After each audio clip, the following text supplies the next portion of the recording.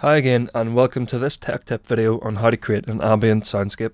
To shape this sound, I'm going to be using samples from volume 2 of my sample pack series titled Ambient and Cinematic Beats, and you can feel free to download these samples in the project file from the Sonic Academy website afterwards. Now again, just like before, ambient soundscape is really just another generic umbrella term, but these particular sounds can be used to fill out the general atmosphere of a piece and can be particularly useful for the likes of scoring or, putting music to any sort of visual medium. So I'll play it through for you first of all and then explain the process behind it.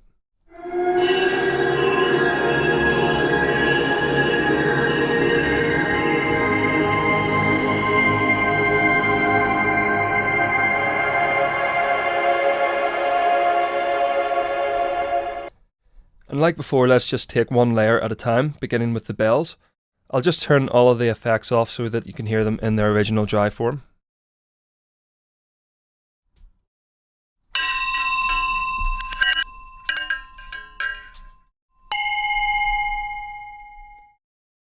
So I recorded these bells separately and have made a few pitch adjustments as well as reversing the audio in one of the samples, and all of that was done within the sampler, which we'll look at later. The first bit of processing I used was a delay, so let's go ahead and open up the new Fruity Delay 3 plugin, which comes with the new versions of FL.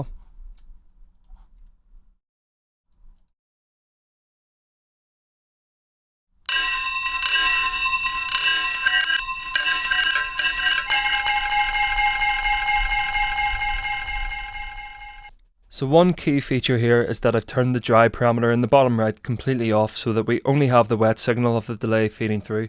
This just helps to make things a little less mundane and more atmospheric right from the very beginning. Next up, you'll see that the time function is being automated in the playlist over the course of a couple of bars. So if I turn the automation clip for it off and on, you'll hear just exactly what's happening by automating it.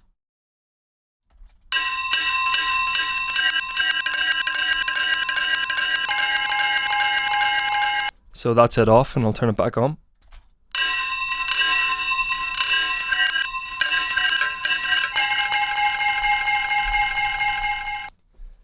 Now in the time section here, I've also enabled keep pitch, and if I turn it off, you'll hear that the pitch artifacts similar to those in the first video start to come through. So this is just a nice little feature to get around that.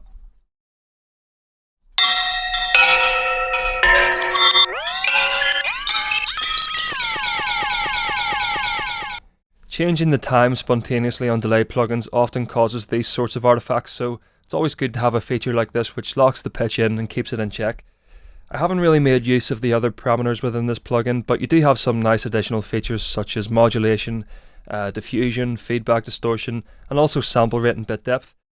Again, this is a genre all about experimentation. There doesn't tend to be any concrete methodology in creating these sounds, so just feel free to experiment as much as you want. I'd recommend automating various parameters at once for even more dramatic effects, and this principle applies to any effect plugin, not just delays like we've been looking at so far. So moving on, we have the reverb. For this I've used Fruity Reverb 2, which isn't really a plugin that I ever use if I'm quite honest, but for the sake of these tutorials I've purposely tried to use native plugins wherever possible. I'd recommend using your own third-party reverb such as Valhalla, for example, especially for these sorts of ambient sounds. So again here I've turned the wet to full and removed all of the dry signal. The size parameter has been turned to full to replicate a larger space, and the decay has been raised to around 6 seconds to give it a really atmospheric tail. Again, I've automated another parameter. This time around it's the diffusion parameter, and diffusion is simply how dense these virtual reflections will sound. So, lower diffusion values will make things more sparse, and higher values will give it a more constant decaying quality. This is quite a subtle modulation, but I'll play it before and after anyway, just to give you an idea.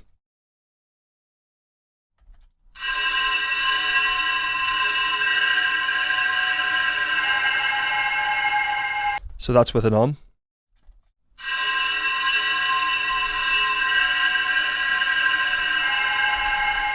And then with it off. And next up we have a phaser, and honestly I just left this on the default preset just to add a very subtle modulation to the bells as they played through. You could use filtering to achieve similar effects, or maybe even experiment with the likes of chorus. I also have an EQ at the end to remove some of the higher frequency content, so let's play it with both of these additions in.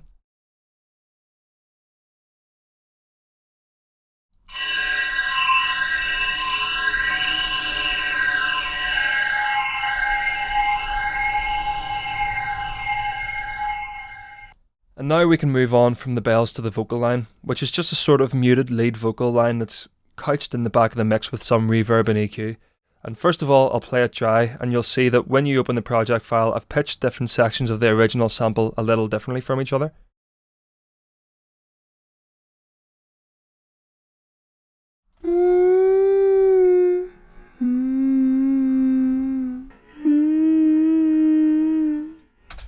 So this isn't a particularly dominant feature of the whole sound, so really all that's been applied here is the reverb to wash it out and an EQ to cut off some highs and lows, and also just to boost the mid section a little bit. So I'll show you the settings I have here and play it with both of them on.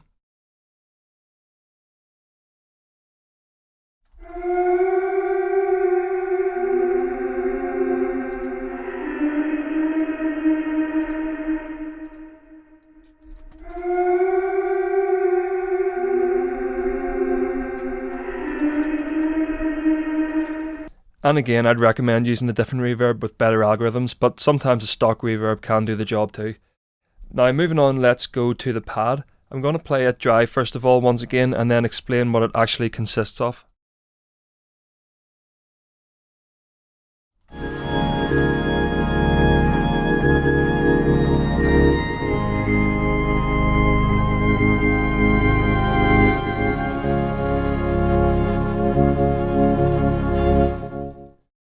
So this is a sound that I made by layering various C notes together across a range of instruments. So first of all we have a flute, then my violin and also a piano, which added a little bit of reverb to with full mix. You can take any sort of synth instrument or generally tonal sound and layer it together with other sounds on the same pitch to create similar multi-samples. Once you have it recorded and layered, you can then map it across the keyboard and play it as you would with any other instrument. Multi-sampling can involve more complex tools like Native Instruments Kontakt, but for the purpose of this series I've taken the quickest and most accessible route possible to achieve a good sound. So here's the C note that I recorded.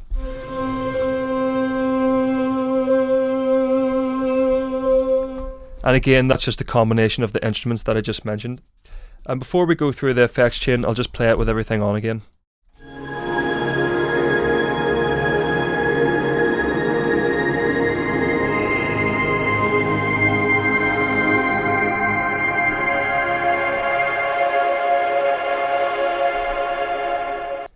And I'll turn everything off again and go through each effect at a time, starting with the limiter.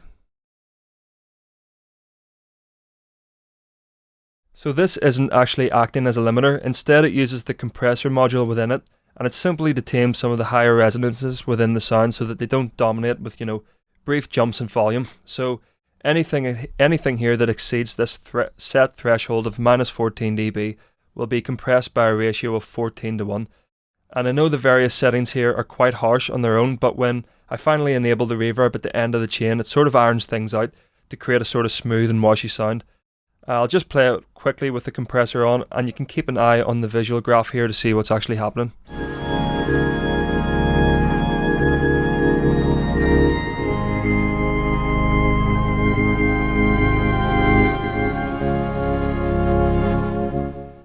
So let's use the chorus plugin here. I've talked a bit more in depth on chorus plugins in my other tutorials for Sonic Academy, but to cut a long story short, a chorus is a sort of delay based plugin that makes a delayed copy of the input, which is then put through various LFOs and detuning processes to create a sort of wider sound, similar to what you'd achieve through using unison in your synths. I'll play it with the chorus enabled and you'll hear that there's a sort of now a wider, slightly detuned quality to the sound, which works great for stereo mixing, and also to just add a slightly more atmospheric flavour to things.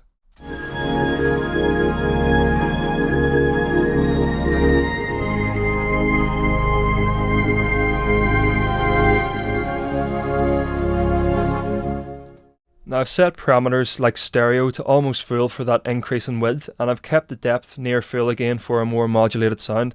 The first LFO here is kept relatively slow, and if I play it while turning this parameter up, you'll notice that the sound becomes more wobbly as the modulation speed increases.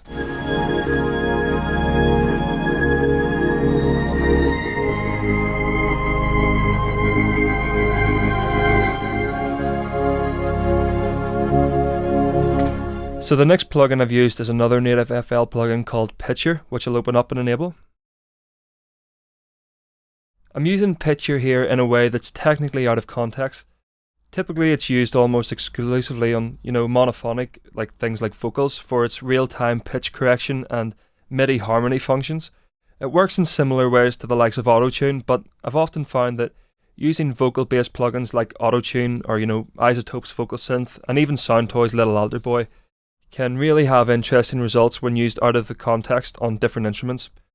To be honest, I would have ideally liked to use something like Vocal Synth for this sound, but since I'm trying to keep it as native as possible, I'll just stick with Pitcher. Now this is another sort of artifact effect like we've looked at before. First of all, I'll play it without Pitcher and then enable it so that you can hear the before and after. But before I do, I just want to point out that you'll probably wonder what the hell I'm thinking by doing this. So I'll just say that in the full context of this sound, these additions will actually make a bit more sense. So again, here it is before and after.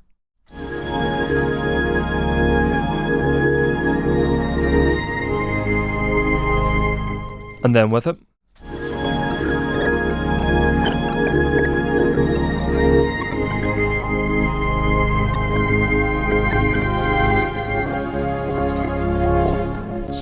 Now I'm sure it seems strange or unnecessary to introduce this effect, but personally I've always liked these kind of artifacts to sounds.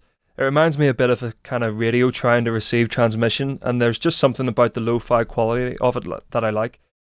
When I'm making things like this, usually I would opt for something like a VHS degradation suite that you can find on Reaktor's user library. It's just far better suited to things like this, but hopefully you can achieve similar results using limited tools like Pitcher. As for what's actually happening to create this sort of glitchy quality, there's a couple of things. So if you look at the GUI while I play, you'll see that I've automated two parameters, namely the speed and also the gender.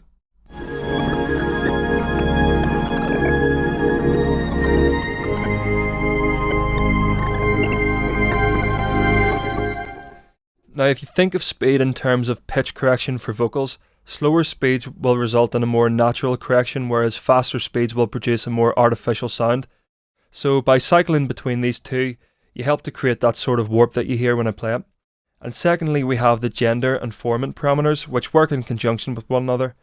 So the gender parameter is simply a control for the formant, so I'll explain what is meant by formant first of all. Now a formant is just a resonance, peak or harmonic that's been augmented within the frequency spectrum of any given sound. In the context of a normal situation, it's sort of used in conjunction with the gender parameter to kind of change the perceived resonance of the human vocal tract. Now obviously we aren't using this in normal context, so we're not going to be getting such obvious results, but we do get some experimental results nonetheless. And because I'm inputting a polyphonic sound that isn't vocal orientated, we get a more artificial result than you'd get using the plugin as it's intended for. So try similar techniques with different sounds such as drums, synth, bass, or anything you feel like experimenting with. And now, to kind of reach a more coherent conclusion, I'm going to add in the final piece, which is the reverb.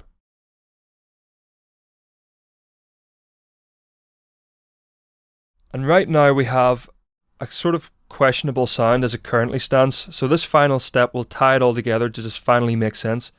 And first of all, I'm going to turn Pitcher off and turn the reverb on, and I just want you to pay attention to how it sounds.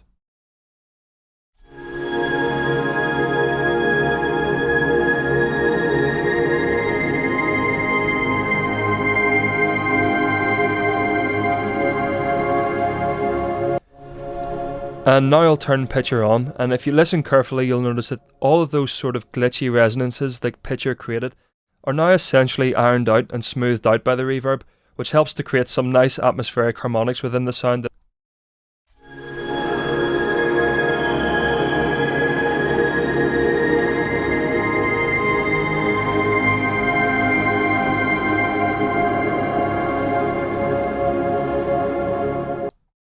So to me personally, it gives things this kind of underwater quality to it, and those extra harmonics help morph the sound in a more atmospheric direction. In terms of what the actual reverb is doing here, I've used a full wet mix with a long decay time and just have a slight low cut in things. I've also used quite a modulated algorithm called random space, and I've also got the modulation depth up to the max. There's also an EQ at the end of this pad which gives it a bit more of an ethereal feel when played in full. So first of all, I'll open it up and quickly explain the settings. You'll see that both the low and high ends have been quite drastically cut, and we have a lot of the boosting in the middle. This EQ only comes on for the final chord as a kind of resolution to the overall soundscape, and by having the effect come on at the end, it gives things a kind of nice send-off. I'm going to turn everything on and play it once again in full so that you can hear what I mean.